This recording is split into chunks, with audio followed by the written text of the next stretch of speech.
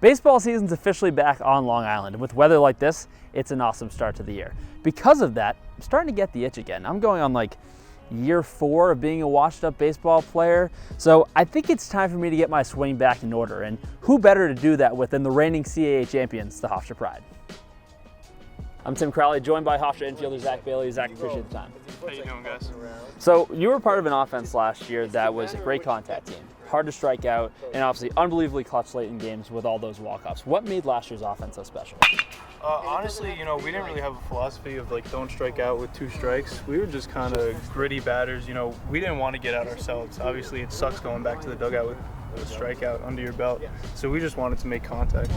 So as you get ready to go, obviously the season coming up, you guys have been working hard. When you're in the cage with T-work, what are kind of the big things mechanically that you're trying to work on for your swing?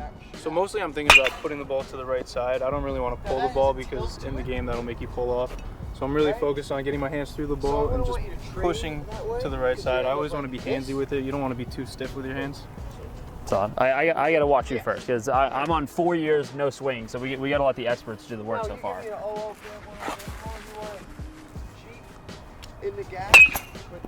And so for you, especially when you're trying to work the other way, will there be times where you're working on different edges of the tee that, all right, I want to work on something inside, we're getting back here. Obviously, that's when you're trying to let the ball travel through. Yeah, so I'll move the tee around during my round of BP. So sometimes I'll come low and in just so I could really work on extending my hands through the ball. I mean, give you one of those right there, too. Yeah, these are tough. So you're stopping yourself then? Yeah. But if you stop yourself and you're like this, and then I'll probably switch it, either go to the middle, work on the outside part of the plate. I'll go high tee outside just so I can work on throwing my hands through the top of the zone. And so talk to me just in terms of your load too, because again, some guys it's as simple as a little toe tap. For some guys, it's the bigger leg kick as well. For you, just kind of what goes through your mind weight transfer wise to keep everything back when you're coming through? So my load, I normally just have a little leg kick into the landing. I want to stay balanced all the way through the load, and then when I'm coming through, it's kind of one motion. So land, go. So for me, I know one thing we have to correct at Evan told too many times I have this flamingo kick is what they used to call it in terms of just trying to get the load down. So I guess that's the biggest thing we got to work on today. So I'll just start inside, left-handed wise. What needs, what's kind of the big function when I'm trying to come through? Right, let's see this one. This is going on like 4 years without a competitive swing. So this is going to be like a rollover to second. Not bad. I mean, you were standing a little close to the tee. You can maybe lower it a little bit, but you're kind of locked up there. Try to loosen your hands up a little bit. Your hands were stiff. You want to have like knuckles touching knuckles. Make sure it's as loose as possible. I like to think bottom hand a little bit tighter on the bat. Top hand, just let it sit into the palm of your hand, just so you can get that push through the zone. So we got for an adjustment. You can take another step back. You're a little close. No. That way? Yep. Oh, yeah.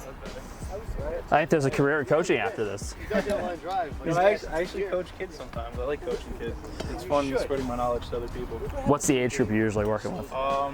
Anywhere from like 8 to 14 years old.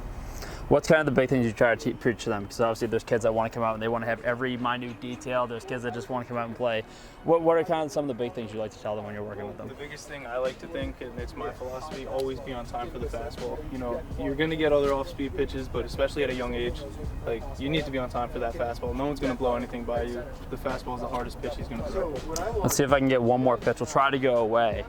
And if I can still hit a line drive without rolling over, then I think this is job well done. Back up a little more. Close. There you go. What I'm saying is, oh yeah, it's a line drive. We'll take it. Heading into this season, again, there's so many expectations with this team in terms of everybody coming back, the championship team that's returning. How far can this team go in year 2 under Coach Catalanato? I believe that we do have a better team than last year. We have added a lot of kids to our pitching staff, a lot of pitchers. The lineup came back, same exact lineup that we have.